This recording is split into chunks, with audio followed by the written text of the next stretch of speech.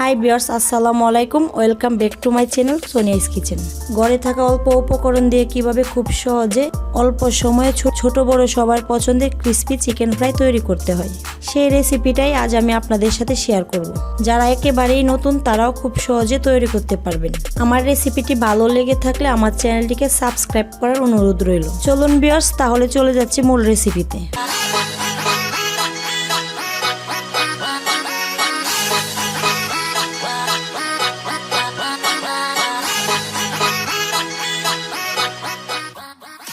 Chicken fry তৈরি করার জন্য এখানে নিয়ে নিয়েছি আমি প্রায় 600 গ্রামের মতো চিকেন। আর চিকেনগুলোকে আমি রেগুলার সাইজে কেটে নিয়েছি। আর সবগুলো চিকেনকে এরকম ভাবে একটু কেটে নিয়েছি যাতে মশলাগুলো ভালোভাবে ঢোকে। আমি কিন্তু চিকেনগুলোকে রেগুলার সাইজ করে কেটে নিয়েছি, আপনারা চাইলে ছোট অথবা বড় করে কেটে নিতে পারেন। এই পর্যায়ে আমি এর সাথে অ্যাড করে দেব 1.5 টেবিল চামচ আদা বাটা, 1 টেবিল চামচ রসুন বাটা। আর এর সাথে অ্যাড করে দিব আমি 1 চা চামচ হলুদের গুঁড়ো, 1.5 চা চামচ মরিচের গুঁড়ো, 1/2 চা চামচ গোলমরিচের গুঁড়ো, আর লবণ দিয়ে দিব স্বাদ মতো, 1 চা চামচ গরম মশলা গুঁড়ো। সবগুলো শুকনো উপকরণ দিয়ে দেওয়ার পর এর সাথে অ্যাড করে দেব আমি 2 চা চামচ সয়া সস। যেহেতু সয়া সসে লবণ থাকে তাই লবণের পরিমাণটা বুঝে শুনে দিতে হবে। সয়া সসটা দেওয়ার পর সবগুলো শুকনো উপকরণের সাথে ভালোভাবে মাংসটাকে ম্যারিনেট করে নিতে হবে। অবশ্যই মাংসটাকে সময় নিয়ে ম্যারিনেট করতে হবে, আর খেয়াল রাখতে হবে প্রতিটা মাংসের গায়ে যেন ভালোভাবে মশলাটা লেগে যায়। আর যদি ভালোভাবে লেগে যায় তাহলে আপনাদের চিকেন ফ্রাইটাও খেতে খুব দারুণ হবে। অবশ্যই চিকেনগুলো ম্যারিনেট করার সময় চেষ্টা করবেন হাত দিয়ে ম্যারিনেট করার জন্য, তাহলে অবশ্যই মশলাটা মাংসের গায়ে ভালোভাবে লেগে যাবে। আমি এখানে 4-5 মিনিট সময় নিয়ে মাংসটাকে ম্যারিনেট করে নিয়েছি। এবার এই পর্যায়ে আমি এটাকে 1 ঘন্টার জন্য রেস্টে রেখে দেব। তো ভিউয়ার্স, চলে এসেছি আমরা 1 ঘন্টা পর। আর 1 ঘন্টা এটাকে রেস্টে রাখার পর এই পর্যায়ে আমরা কিছু শুকনো উপকরণ অ্যাড করব।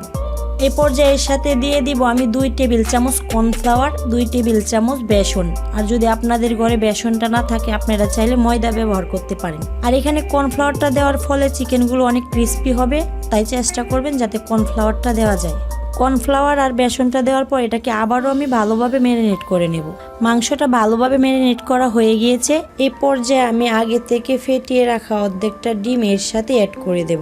অবশ্যই চেষ্টা করবেন ডিমটা দেওয়ার জন্য, আর যদি ডিমটা দেন তাহলে খাবারের টেস্টটা আরো অনেক বেড়ে যাবে। যেহেতু আমি এখানে অল্প করে মাংস নিয়েছি তার জন্য আমি এখানে অর্ধেকটা ডিম দিয়েছি। আর আপনারা মাংস যদি বেশি হয় তাহলে অবশ্যই চেষ্টা করবেন পুরো একটা ডিম দেওয়ার জন্য। ডিমের মিশ্রণটা দিয়ে ম্যারিনেট করে নেওয়া হয়ে গিয়েছে। এ পর্যায়ে এটাকে আমি আবারও 10 মিনিটের জন্য রেস্টে রেখে দেব।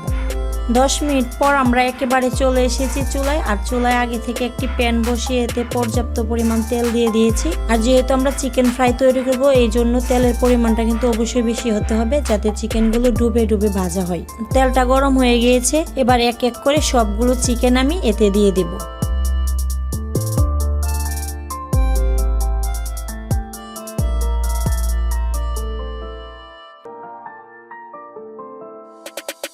চিকেনগুলো দেওয়া হয়ে গিয়েছে। দেখুন আমার এখানে কিন্তু মশলাটা বেশি একটা বেছে নেই, আমি সবগুলো মশলাই মাংসের গায়ে ভালোভাবে লাগিয়ে দিয়ে দিয়েছি। এ পর্যায়ে আমরা চুলাটাকে মিডিয়াম টু লোতে রেখে 10 মিনিট ফ্রাই করে নেব।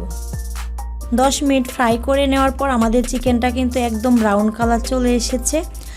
আর মাংসটা কিন্তু অনেকটা সিদ্ধ হয়ে গিয়েছে। একটি মাংস আমি আপনাদেরকে দেখিয়ে দিচ্ছি মাংসটা সিদ্ধ হয়ে গিয়েছে। কিভাবে বুঝবেন? এই যে দেখতেই পাচ্ছেন আমাদের মাংসটা কিন্তু হাড় থেকে উঠে এসেছে। আর যখনই হাড় থেকে মাংসটা উঠে আসবে তখনই বুঝতে হবে মাংসটা অনেকটা সিদ্ধ হয়ে গিয়েছে। এ পর্যায়ে আমরা চুলাটাকে হাই হিটে দিয়ে আরও 10 মিনিট চিকেনগুলোকে ফ্রাই করে নেব। হাই হিটে 10 মিনিট রান্না করার পর আমাদের চিকেন ফ্রাই একেবারে তৈরি হয়ে গিয়েছে। দেখতে পাচ্ছেন আমাদের চিকেন ফ্রাইয়ের কালারটা কতটা সুন্দর হয়েছে। এ পর্যায়ে আমরা সবগুলো চিকেন উঠিয়ে নেব। আর সবগুলো চিকেন আমরা একটা কিচেন টিস্যুর উপর রেখে দেব যাতে অবশিষ্ট তেলগুলো চুষে নেয়। তৈরি হয়ে গেল আমার আজকের রেসিপি ক্রিস্পি চিকেন ফ্রাই।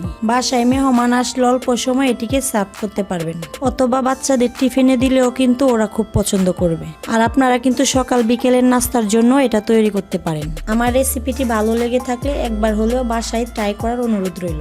রেসিপিটি কেমন হলো অবশ্যই কমেন্টস বক্সে কমেন্টস করে জানাতে বলবেন না। আজকের মতো বিদায় নিচ্ছি। সবাই অনেক বেশি ভালো থাকবেন, সুস্থ থাকবেন। আল্লাহ হাফেজ।